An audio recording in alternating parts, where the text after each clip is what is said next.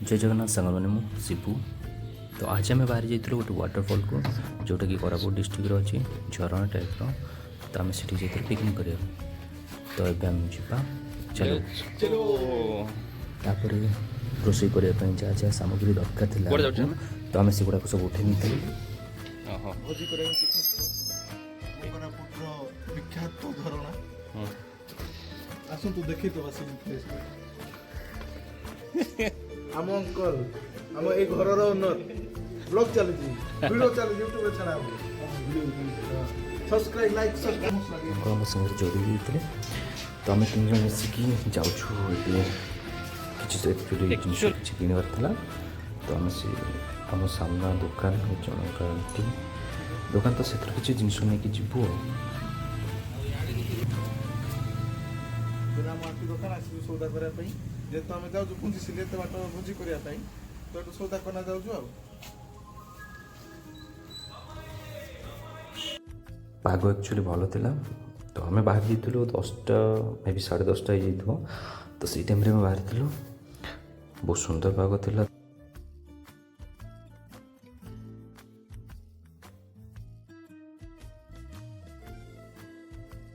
मु एक्चुअली काली रात बहुत टायर्ड जाइए माने बहुत बुलीचु तापर से आसिक गोड़ हाथ भारी पिंधाइला। तो शोली आउ वीडियो किसी एडिटिंग फेडिटिंग किसी करें एमती भी एक्चुअली मोर ऑफ थिला संडे दिन। तो मुझे से मैंने आसिक कहले चल ये अच्छी जीव वाटरफल एक्चुअली भल भी है छुट्टी थी कड़े जापारी रूम नहीं शुली। तो से मैंने कह बाहर जाइए। तो ये जो रोडटा यहाँ हूँ जयपुर कोरापुट रोडटा। तो आम जाऊँ कोरापुट साइड को ये तो बुलवा जगह बहुत अच्छी। तो किंतु आम भावुलु कौन कम टाइम रे तो आम बुलिकी पलि आसवाई जोटा कि पाख हम। तो एमती भी पाख जगह बहुत अच्छी। तो आमको भल लगे ये जगटा को तो से आम बाहर जाइलु। आगू बहुत भल भल जगह अच्छी। गोटे बैक बाहर जाइए से दीज गोटे बैक तो सी मैंने दीज जाते गैस भी नहीं। तो मुझे किसी बैग्रे जहाँ जहाँ मसला ड्राइवर जहाँ भी दरकार था मुझे एक्चुअली मार्केट वार्केट किसी करूँ आम जोटा कि होगला कौन वेजिटेबल मैंने कौन से पिज रसुण एगुड़ाक आउ मटन चिकेन भी नवार था। तो आम आगू जाकि कोरापुट मार्केट रू नवार अच्छे।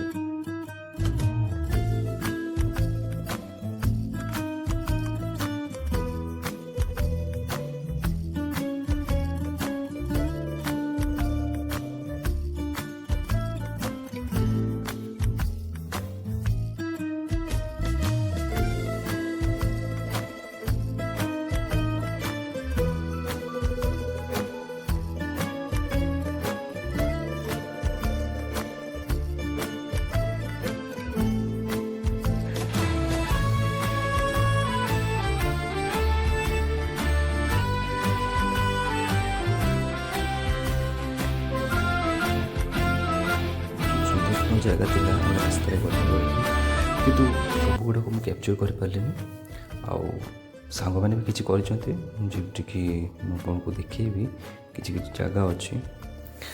चलो पेट्रोल पंप आसीगला एवं आम तेल पकईकि पुणी आगक बढ़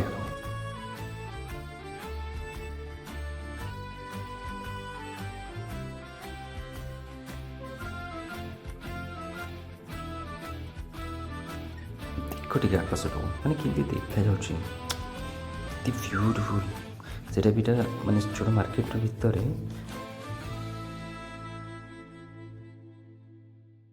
तो जीवा देखो केते सुंदर लगुनि। एक्चुअली ये पहाड़ ऊपर आम जाऊँ एत ब्यूटीफुल लगुच कौन कह आम एक्चुअली आगुरी भी एमती प्लेस देखनी जो एत एक्साइटेड लगे गोटे बहुत रोमांटिक गीत लगे इच्छा हो। मत डर लगुच एक्चुअली गीतर कहीं मोर फर्स्ट वीडियो गोटे बनई से मो कॉपीराइट पड़ जाता मे बी गीत को नहीं कि